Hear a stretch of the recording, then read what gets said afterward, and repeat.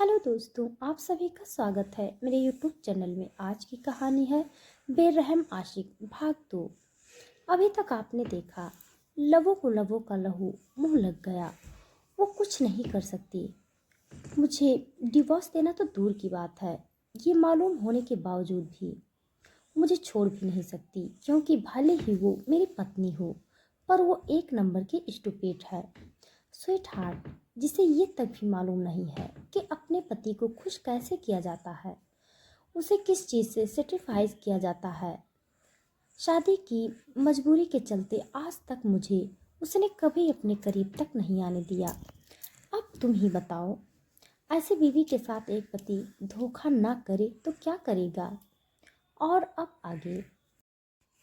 कबीर के ये कहते ही सना अगले ही पल अपने कदम उस जगह से पीछे खींच लेती है जहां सना को भी ये सारे शब्द जायज लग रहे थे। और ये बात भी सच थी कि कबीर का इतने बड़े धोखे के बावजूद भी वो उसको चाह कर भी नहीं छोड़ सकती थी। आज तक उसने उसकी जितनी भी गलतियों पर पर्दा कसे थे, वो सिर्फ इसीलिए थे कहीं न कहीं सना भी इस रिश्ते के अंदर कबीर को चाहने लगी थी।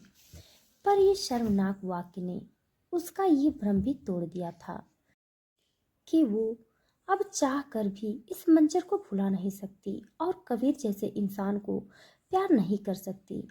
सना उस कमरे से बाहर आ चुकी थी और अपनी बॉडी की कपकपाहट को कम करने के लिए पागलों की तरह हैंडबैग में कुछ ढूंढ रही थी। अक्सर सना हर वक्त कोई से पिल्स खाती थी जिसे वो एक भी वक्त पर नहीं लिया करती थी, तो उसे ऐसा लगता था जैसे मानो उसका सर टेंशन के चलते फट जाएगा और वो पागल हो जाएगी। जिसकी बोतल जैसे ही सना के हाथ लगती है वो पूरी तरह खाली थी और उसमें एक भी टेबलेट इस वक्त नहीं थी, जिस पर सना गुस्से से उस बोतल को दीवार पर दे मारती है और टमटमाते कदमों से लिफ्ट की तरफ बढ़ने लगती है, जहां उसे एक पल के लिए पता ही नहीं लगता कि कब उसका सिर इतना भारी होने के साथ साथ दुधलाने लगा है कि वो लिफ्ट की बजाय एक बड़े से कमरे की तरफ बढ़ने लगती है और डगमगाते हुए अपने पर्स से रूम की चाबी टूटते हुए कहती है, आह, मेरा सिर चक्कर क्यों कर रहा है। इतना सना को अपनी हालत देख ऐसा लगता है कि उसके लिए यही बेहतर होगा कि वो इसी कमरे में अपनी रात बिताए जिसे उसे आज के लम्हे को एंजॉय करने के लिए बुक किया था।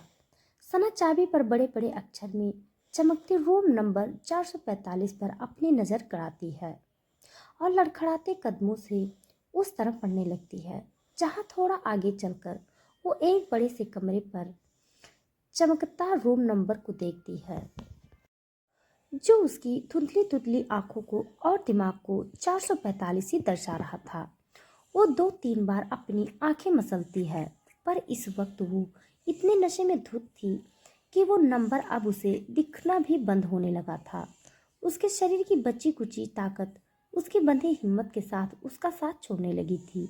न जाने सना के दिमाग में क्या आता है। उसने वो चाबी अभी उस दरवाजे को खोलने के लिए उस तरफ बढ़ाते हुए उस दरवाजे पर अपना सारा सहारा डाला ही था कि वो दरवाज़ा पहले से ही खुला होने की वजह से सना ही झटके के साथ उसके अंदर गिर जाती है।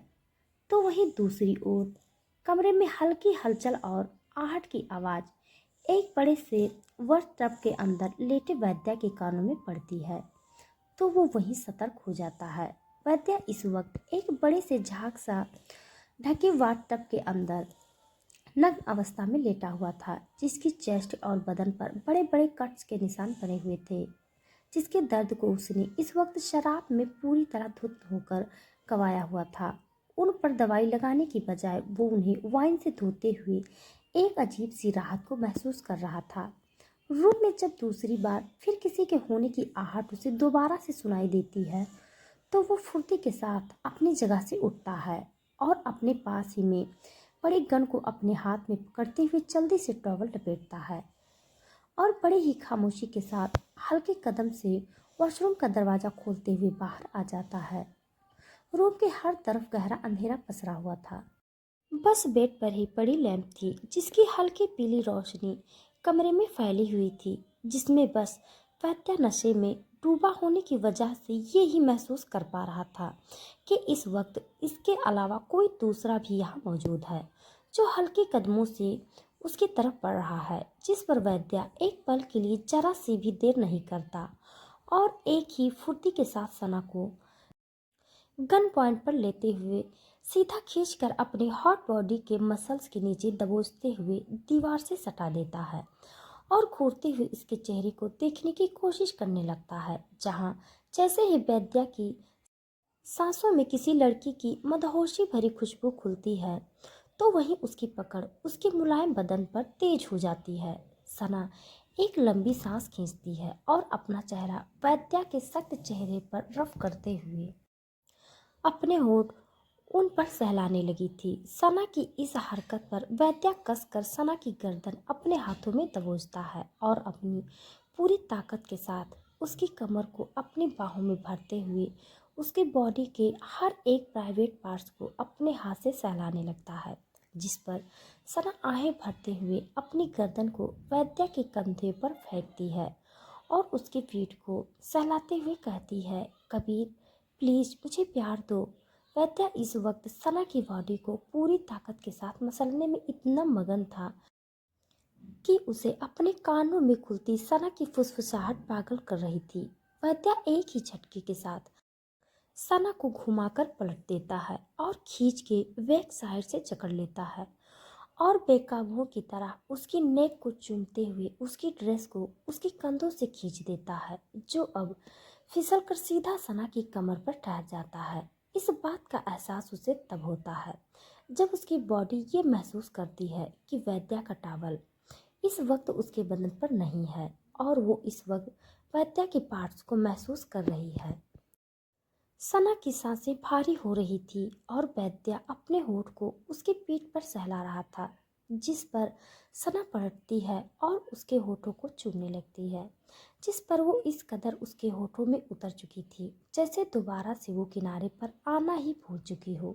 वैद्या भी इस पर सना के बालों को कसकर पकड़ता है और इस कदर उसके मुंह में उतरने की कोशिश कर रहा था जैसे उसका बस चले तो वो उसके जबड़े को होठों के साथ चबा जाए, जिस पर कई बार सना का सिर पीछे दीवार से टकराता है।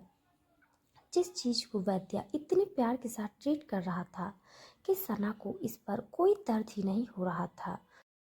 उसके वो सुनहरे बालों इस वक्त वैद्या की उंगलियों में उलझे हुए थे। वैद्या एक ही फुर्ती के साथ सना की टांगों की पोजीशन को अपनी कमर पर लेता है और उसकी अंडरवियर को उतार देता है, जिस पर वैद्या का अगला कदम इस पर सना को उसके मुलायम मखमल बिस्तर पर महसूस होता है, जिस पर वैद्या बड़ी ही बेदर्द के साथ उसे फेंकता है और उसके हाथ अपने मजबूत पंजे से दबोच लेता है और बदन के हर एक कतरे को चूमते हुए उसके अंदर उतर जाता है, जिस पर सना के होठों की आह वैद्या को अपनी जीभ पर कट्स लगने के साथ महसूस होती है, तो वो गुस्से के साथ सना की गर्दन को दबोचता है और गुरजते हुए फुसफुसाता है, नॉट बैड, और ये कहते ही उसे उस सुकून से वाकिफ करने लगता है जिसकी तलाश आज सना को वैद्या की बाहों में आकर खत्म होती दिख रही थी।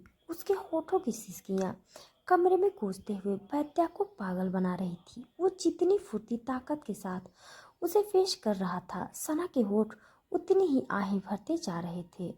सुबह हो चुकी थी और सना इस वक्त एक वाइट बेडशीट को नग्न बदन पर लपेटकर बड़े आराम के साथ सो रही थी, जिस बीच उस कंबल की ठंडी ठंडी हवा सना की बॉडी को छू रही थी, जिसके साथ रात का मंजर एक बार फिर उसकी आंखों में ताजा हो जाता है। उसकी मीठी मीठी नींद को वैद्या के हाथों की गर्माहट मदहोश कर रही थी। सना अपनी हल्की कच्ची नींद से जागते हुए अपने शरीर पर हाथ सहलाते हुए जैसे ही आंखें खोलती है तो उसकी आंखों को सिर्फ एक ही नज़ारा सबसे पहले दिखता है, वैद्या जो एक वाइट शर्ट में बेड पर कुर्सी लगाकर सना को सिगरेट के कस भरते हुए घूर रहा था, जिसके घुरालू बार इस वक्त उसके चेहरे पर बिखरे पड़े थे और उस शर्ट के बटन पहले बार की तरह वैसे ही खुले हुए थे जिसमें वो इस वक्त किसी शैतान की तरह सना को दिख रहा था। सना अपने कपकपाते होठों को हिलाती है और फुर्ती के साथ बेड से उठते हुए उस सीट को अपने बदन पर लपेटते हुए रात के मंजर को याद करने लगती है, जिसके साथ सना की आंखों में एक ही झटके में वो सारे पल गुजर जाते हैं जब वो कबीर को उस मॉडल के साथ देखती है और इस कमरे में दाखिल हुई थी। और फिर क्या हुआ था, इसके आगे वो चाह कर भी कुछ याद नहीं कर पा रही थी। सना अपने पतले गुलाबी होठों को हिलाते हुए कहती है, हो, कौन हो तुम? होए बोलते हुए सना के हृदय का दर्द वैद्या के सामने आंसुओं का कतार बनकर बह जाता है, जिस पर वैद्या अपने शैतान सी काली आंखों से सना को घूरते हुए उसके चेहरे के बेहद नजदीक झुकता है और गुर्राते हुए कहता है, अजीब बात है कि तुम मुझे जानकर भी अनजान बन रही हो। और ये बोलते ही वैद्या अपने बालों को चेहरे से हटाता है और झट से पीछे की तरफ बांध लेता है। और सना के लिए वो चेहरा कोई अनजान नहीं था। वो क्या पूरी बॉलीवुड इंडस्ट्री उस शख्स को जानती थी, वैद्य शेखावत उर्फ वैद्य, जिसके कई रूप थे। कोई उसे डेविल कहता था तो कोई गैंगस्टर, कोई उसे अय्यास एक्टर कहता था तो कोई सीईओ। सना अपना चेहरा उसकी गंदी निगाहों से फेरती है और सिर झुकाकर रोने लगती है। वो समझ चुकी थी कि रात उसने शादीशुदा होने के बावजूद भी क्या पाप किया है, जिस पर वैद्या उसके जबड़े को दबोचते हुए अपनी तरफ घुमाता है और दांत कटकटाते हुए कहता है, तुम्हारी हिम्मत कैसे हुई वैद्य शेखावत के बिस्तर तक आने की? मैं तुम जैसी लड़कियों को बड़े अच्छे से जानता हूँ, जो किसी भी रईस जादे के साथ अपनी रात रंगीन करती हैं और खुद की पब्लिसिटी कर लेती हैं। पर तुम्हें आज इसकी कीमत तो अब चुकानी ही पड़ेगी। आखिरकार क्या, कौन सी कीमत चुकानी होगी सना को डेविल के साथ रात बिताने की, जो सना की जिंदगी को नर्क बना देगा? जिसे जानने के लिए आप हमारे साथ बने रहिए। हमारी कहानी आप सबको कैसी लग रही है, कमेंट बॉक्स में ज़रूर बताइएगा। तब तक के लिए धन्यवाद।